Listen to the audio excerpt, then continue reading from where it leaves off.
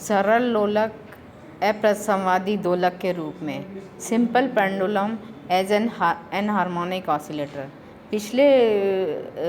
Video में हमने पढ़ा था कि एनहार्मोनिक ऑसिलेटर क्या होता है। आज हम उसका उदाहरण के रूप में सिंपल पेंडुलम पढ़ेंगे। जैसा कि चित्र में दिखाया गया है, एक एल लंबाई की डोरी है जो कि इनएक्सटेंसिबल है, अर्थात वेट लटकाने के पश्चात भी उसमें कोई लंबाई में परिवर्तन नहीं होता है। उससे हमने एम द्रव्यमान के किसी कण को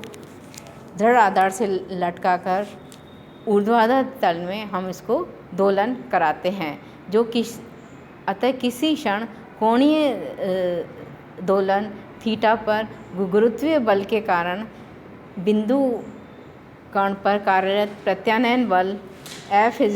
माइनस mg साइन थीटा, जो कि नीचे की ओर लगेगा, लटकन बिंदु O के सापेक्ष बल आघूर्ण बन जाएगा torque mgl sine theta. mg sine theta तो बल है, मल्टीप्लाइड बाय लंबाई is equal to L sine theta, इसकी लंबाई होगी, तो ये mgl साइन थीटा बन जाएगा। अब लोलक के कोणीय गति का समीकरण टॉर्क हमारा है I d square theta by d t square is equal to minus M G L sine theta. यहाँ एल जो आई है उसको हम एम एल स्क्वायर लिखते हैं, जो कि जड़त्व आघूर्ण है, और यह बिंदु ओ के सापेक्ष इसका जड़त्व आघूर्ण होगा। अतः हमारा समीकरण बन जाएगा d square theta upon d t square plus M G L upon M L square sine theta d theta. M और एल हमारा कैंसिल हो जाएगा, तो हमारा जो समीकरण है वो रह जाएगा d square theta upon d t square plus omega zero square sine theta, where omega zero is equal to G upon L है। अब इसको हल करने के लिए हम क्या करते हैं, समीकरण के दोनों तरफ D theta by d T से हम गुणा करते हैं, तो हमारा अब अगर हम इसको गुणा करें तो हमारा समीकरण बन जाएगा d theta by d t d square theta by d t square plus omega zero square sine theta d theta by d t is equal to zero. माना d theta by d t is equal to omega, जैसा कि हमने पहले पढ़ा है कि कोणीय वेग है, तो d theta by d t है, वहाँ पे हम ओमेगा लिख दें, तो omega d omega by d t plus omega zero square sine theta d theta by d t is equal to zero हो गया। इसको और सिंप्लीफाई करें तो हमारे पास समीकरण बन जाएगा omega d omega plus omega zero square sine theta d theta is equal to zero. अब इसको इंटीग्रेट करें तो ये बन जाएगा हमारे पास ओमेगा डी ओमेगा का इंटीग्रेशन होगा omega square by two minus omega zero square cos theta is equal to a हमारे पास इंटीग्रेशन कांस्टेंट है, जिनको कि हम इसकी इनिशियल कंडीशन से ज्ञात करते हैं। माना कि दोलक का अधिकतम आयाम है वो theta is equal to theta zero है, उस स्थिति में ओमेगा का मान हमारा शून्य है, क्योंकि अधिकतम आयाम पर जो कोणीय वेलोसिटी है वो शून्य होती है। Therefore A is equal to minus omega zero square cos theta zero होगा। अब ए का मान हम इसमें रख दें तो हमारा समीकरण बन जाएगा omega is equal to omega zero bracket में two cos of theta minus cos of theta zero of half, इसका हाफ ले लेंगे, तो d square by d theta is equal to two omega zero sine square theta zero by two minus sine square theta by two under the root omega zero d t is equal to d theta upon two sine square theta by two minus sine square theta by two of root of this. Therefore समीकरण 3 का 1/4 आवर्तकाल t bye 4 के लिए अगर हम समाकलन करें तो यह आ जाएगा ओमेगा ज़ीरो डी टी की जगह t बाय 4 आएगा, क्योंकि हमने इसका 1/4 आवर्तकाल के लिए ही इंटीग्रेशन कर रहे हैं। तो ज़ीरो टू थीटा ज़ीरो, इसकी लिमिट इसलिए थीटा ज़ीरो होगी क्योंकि 1/4 आवर्तकाल में ये मैक्सिमम आयाम तक चला जाता है, तो ये थीटा ज़ीरो होगा। D theta upon 2 sine square theta by 2 minus sine square theta by 2 under the root, इसकी इक्वेशन बन जाएगी। अब साइन थीटा बाई 2 को हम लिख सकते हैं sine theta by 0/2 sine theta phi, और half cos of theta by 2 d theta is equal to sine theta 0/2 sine phi cos d phi. उपरोक्त समीकरण को हम 4 में रखें तो हमारे पास आ जाएगा theta 0 omega 0 t/4 0 to π/2 bracket में d phi upon 1 minus sine square theta 0/2 sine square phi under the root, और omega 0 t/4 is equal to 0 to π/2 d phi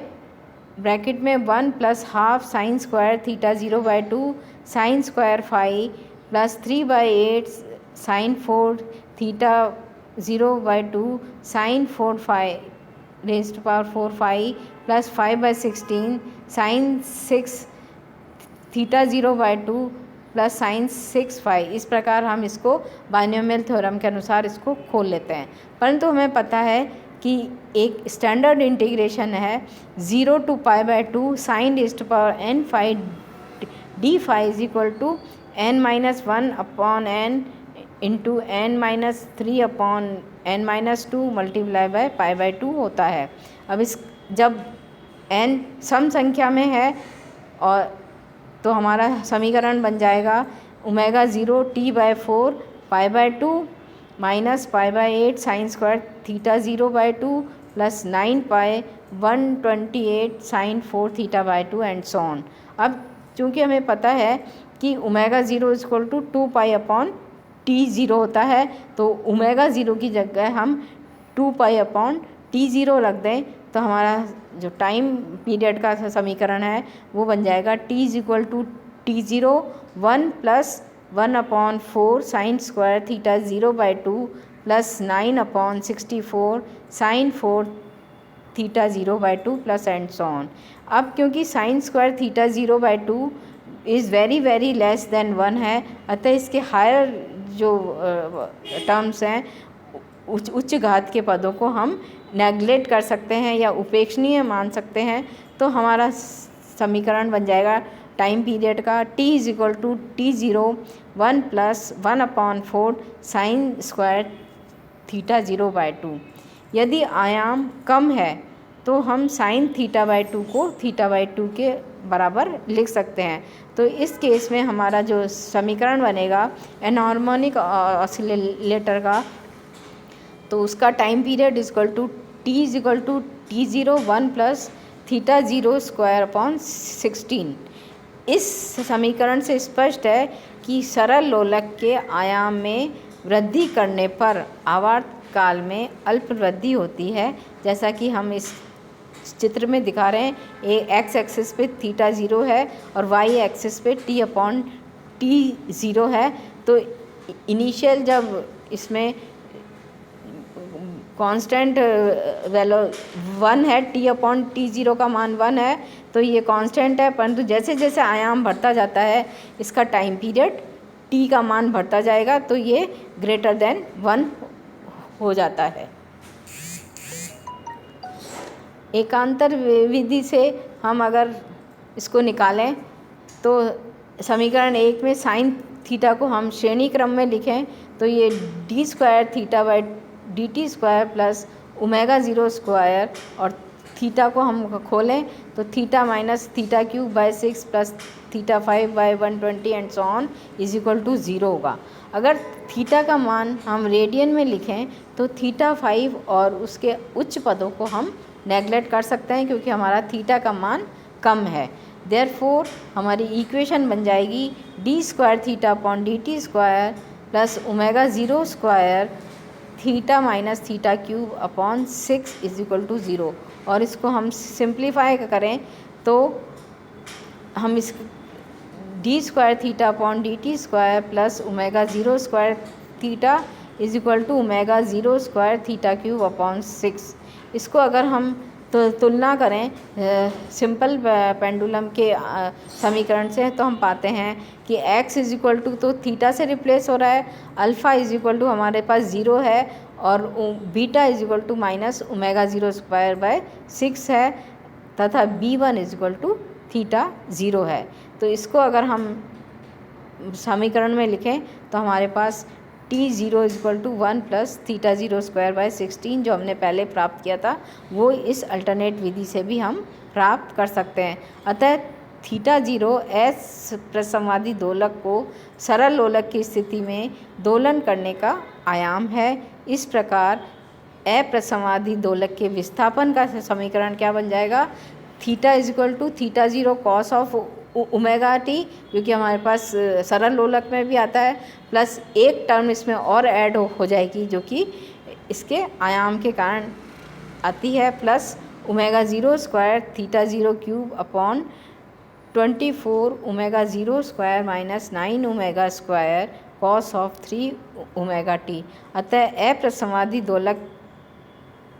के दोलन का आवर्तकाल आयाम में वृद्धि करने पर बढ़ता है तथा इसमें दो संवादी होती हैं जिनकी आवृत्ति ओमेगा तथा 3 ओमेगा होती है।